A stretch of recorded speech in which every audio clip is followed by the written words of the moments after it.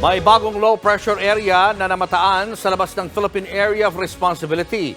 Pero kahit wala itong direktang epekto sa bansa, binaha pa rin ang ilang lugar sa Quezon City at Cebu dulot ng habagat.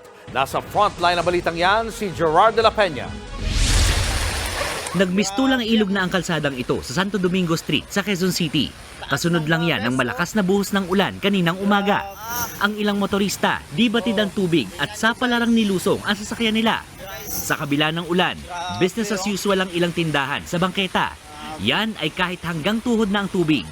Pero ang ibang stall, napilitang magsara dahil inabot ng baha ang mga paninda. Ang isang stall naman, inanod ng tubig. Tumirik din ang sasakyang yan matapos hindi kayanin na mabilis na pagtaas ng perwisyong baha. Sa bahagi ng A. Bonifacio Avenue, hindi ganun katindi ang tubig, pero malala ang traffic. Nagkatubig din kasi sa ilang parte ng highway, kaya halos dalawang lane lang ang nagagamit ng mga sasakyan.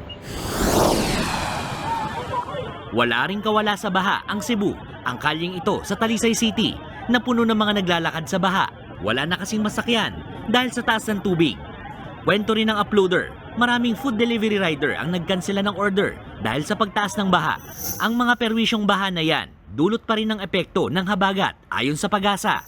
Ang Southwest Monsoon ang tanging weather system na umiiral ngayon sa bansa. Sa mga areas po na yun, mataas po talaga yung chance na mapag-ulan, lalo na sa may Maropa, buong Visayas, sa Mindanao area. May mga scattered rains po talaga tayo inaasahan dahil sa habagat. Sa Metro Manila naman, malaki rin ang tsansa ng mga pag-ulan kahit mahina ang habagat. Pero asahan ding iinit ang panahon tuwing umaga at tanghali. Magtatagal ang ganitong lagay ng panahon hanggang sa weekend. Nagbabalita mula sa Frontline, Gerard de la Peña, News 5. Mga kapatid, Julius Babaw po. Iba na ang may alam at may pakialam sa panahon ngayon. Huwag maging huli at maging una sa lahat sa balitaan. Mag-subscribe at mag-follow sa social media pages ng News 5.